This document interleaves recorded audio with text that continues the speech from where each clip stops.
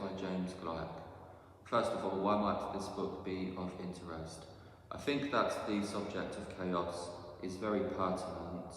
It's a subject that is often overlooked and neglected, partly because we don't want to see chaos. We don't want to think that there are things which are beyond our control, or that there's a reality sort of behind the reality that we see, which determines the nature and development of events that we see all around us, hence why we're often surprised and even possibly fooled on a regular basis. If one were to turn on the news, extreme weather patterns, strange phenomena, unexpected political events. The world is full of uncertainty and spontaneity, and it's very difficult to predict what's going to happen in the future because of chaos, because there are things happening, and due to the butterfly effect, tiny little changes in the world can become magnified over time to change the course of the future in such powerful ways that it's difficult, if not impossible, to accurately anticipate what the future will look like beyond, say, a 2-year time horizon.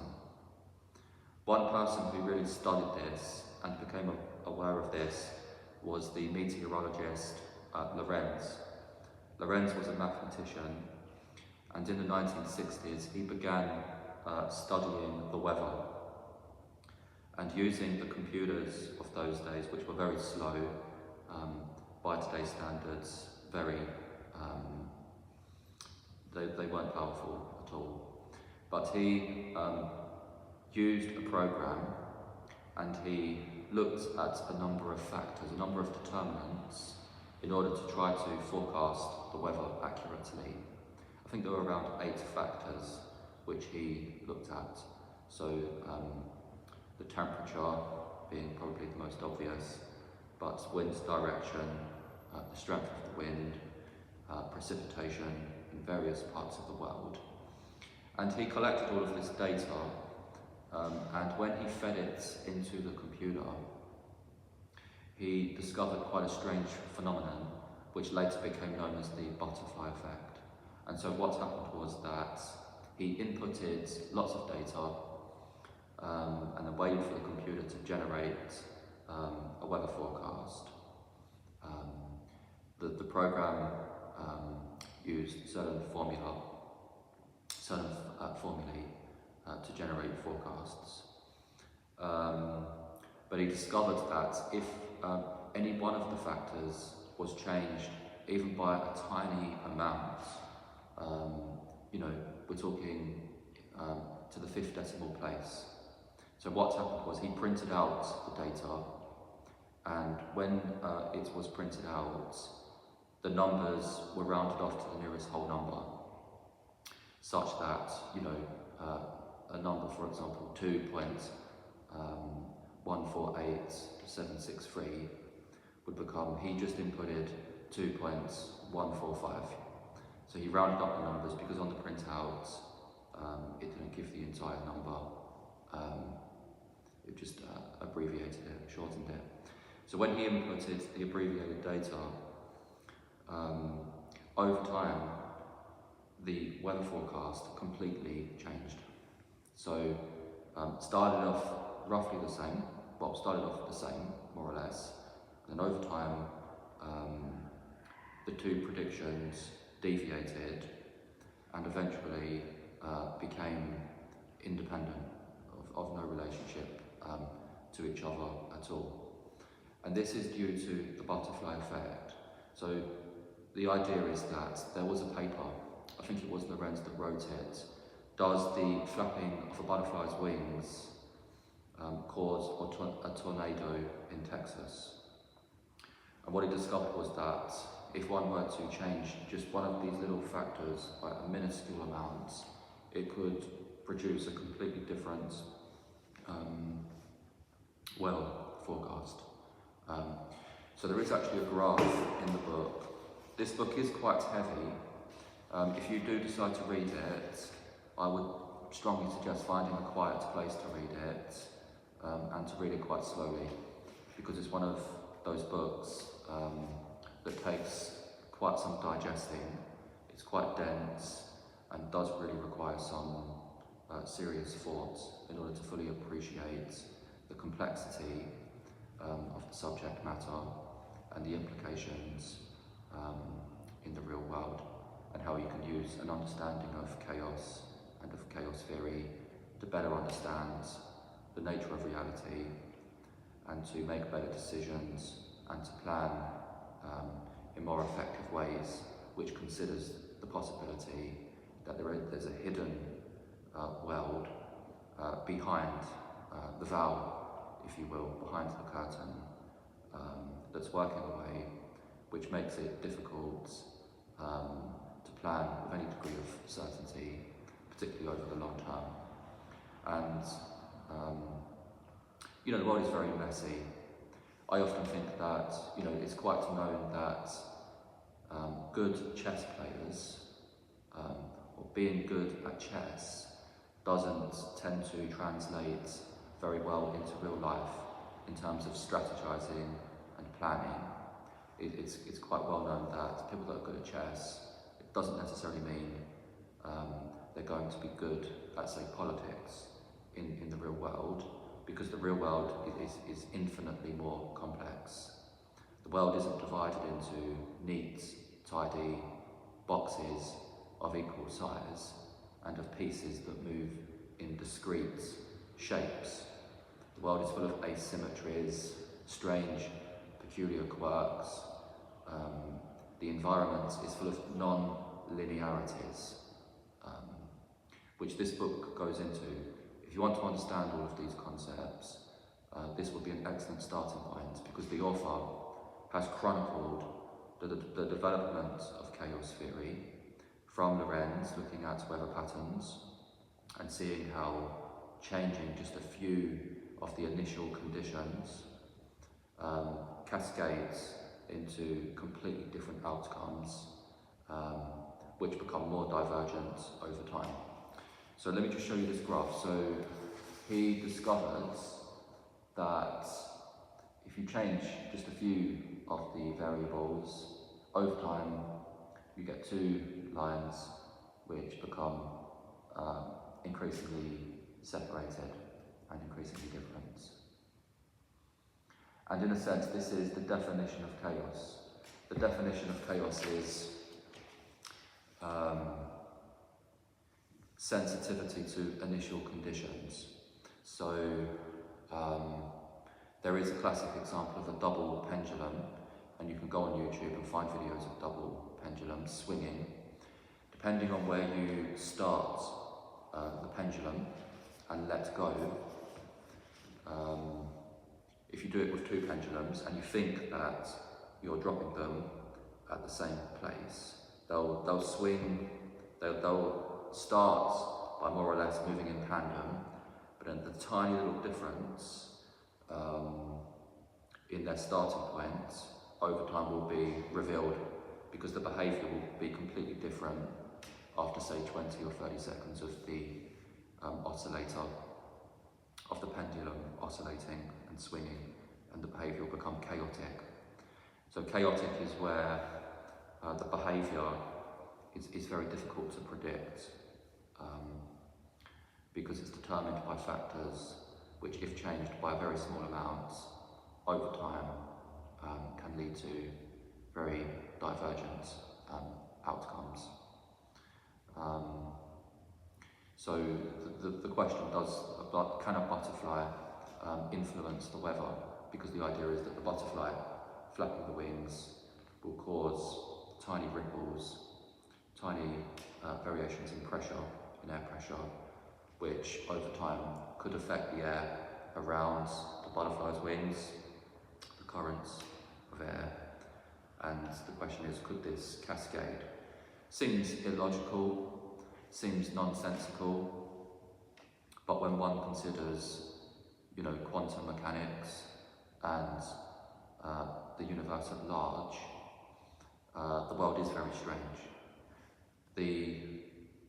Many mathematicians and physicists often think about things in terms of 3 layers. So the first layer is the layer of everyday experience, of linearity, of what we see around us in the world and on the scale that makes sense to us. And then you have the world of the very small, and when you go down to the level of the atom, and you're looking at electrons, electron clouds, all sorts of strange, non-intuitive phenomena reveal themselves. For example, the idea that an electron can be in 2 places at the same time. This has been experimentally proven to be the case. And of course, on the very large scale of the universe and the galaxies, there is much we don't know. We're still trying to understand the Big Bang and what's happened before the Big Bang and what exactly was the Big Bang, and how the perturbations, how the mass, the variation in distribution of mass when blown up is what led to the emergence of galaxies. Slight variation in the distribution of energy results in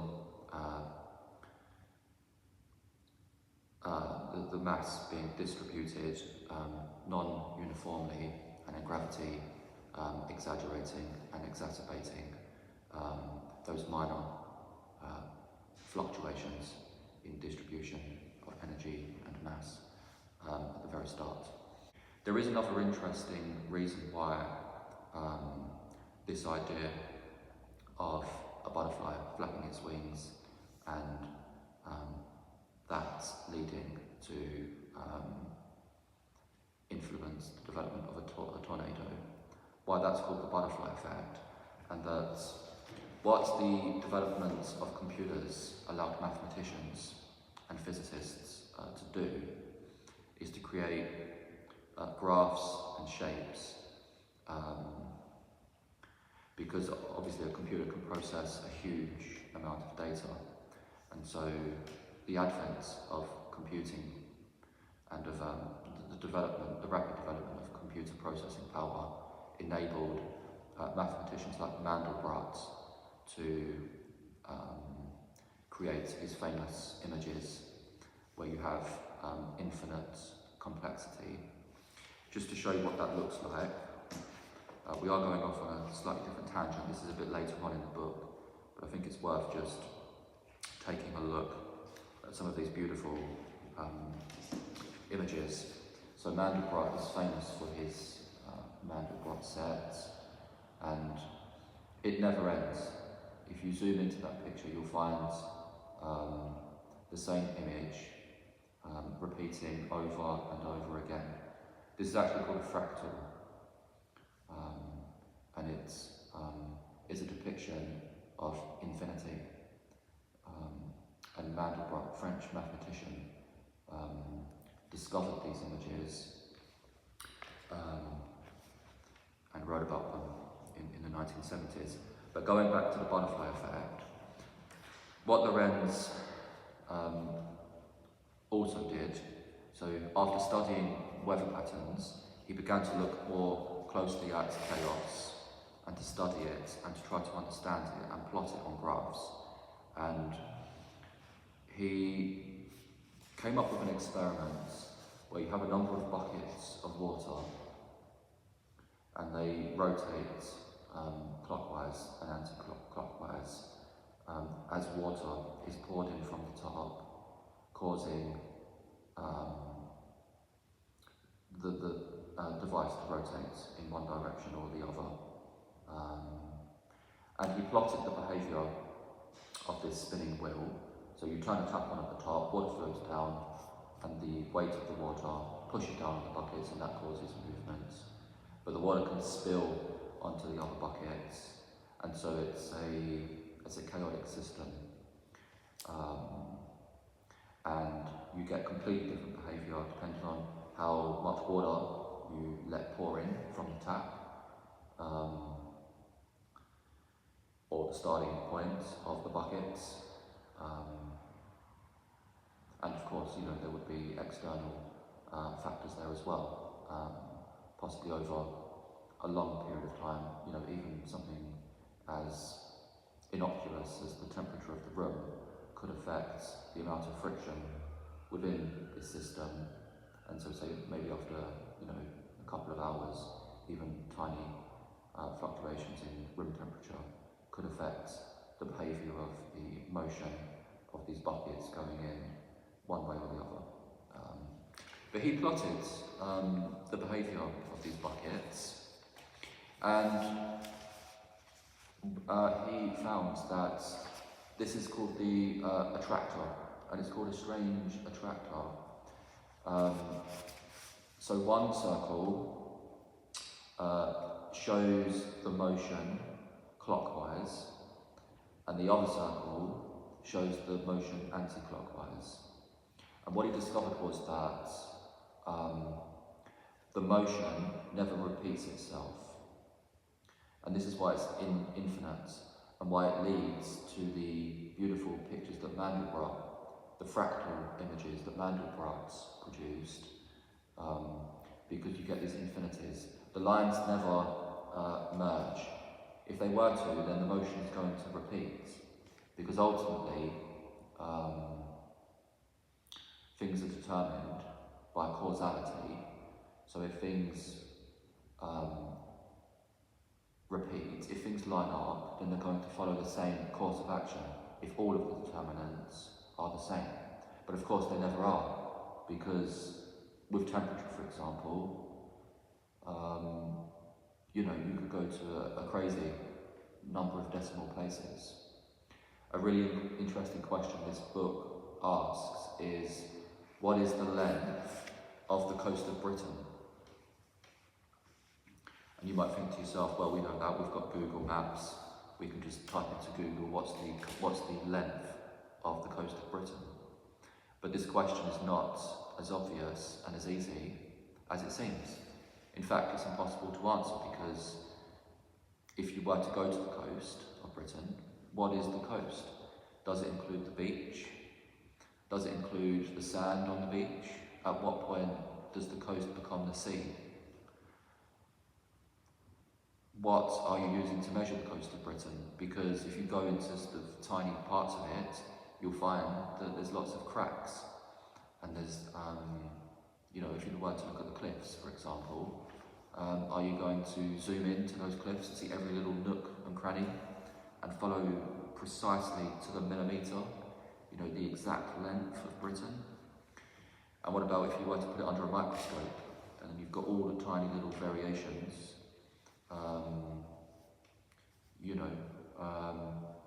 at the atomic level, and of course you can keep on zooming in and zooming in.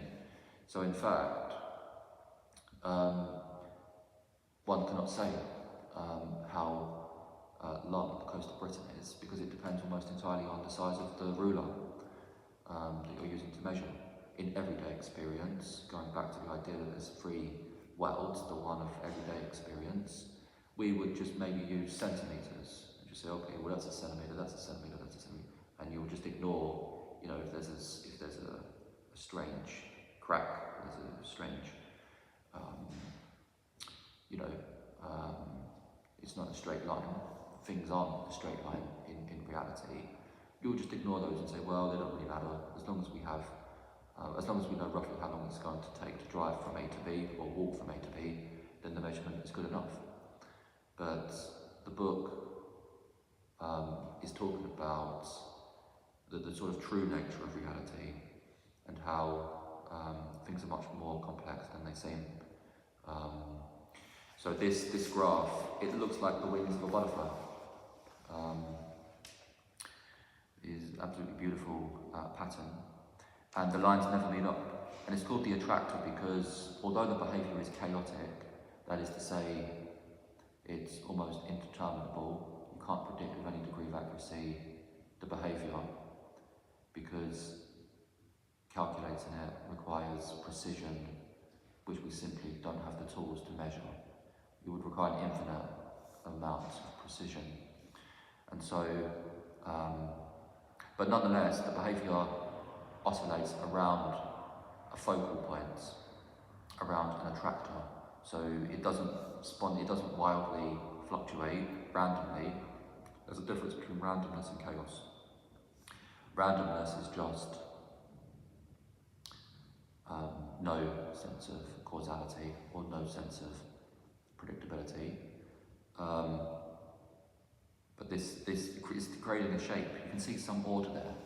There is some order in this seemingly mad, aperiodic, non-linear motion. So it's absolutely fascinating. So the book talks about this in quite some detail. As I say, it's a fascinating read, but it might take some time in going through.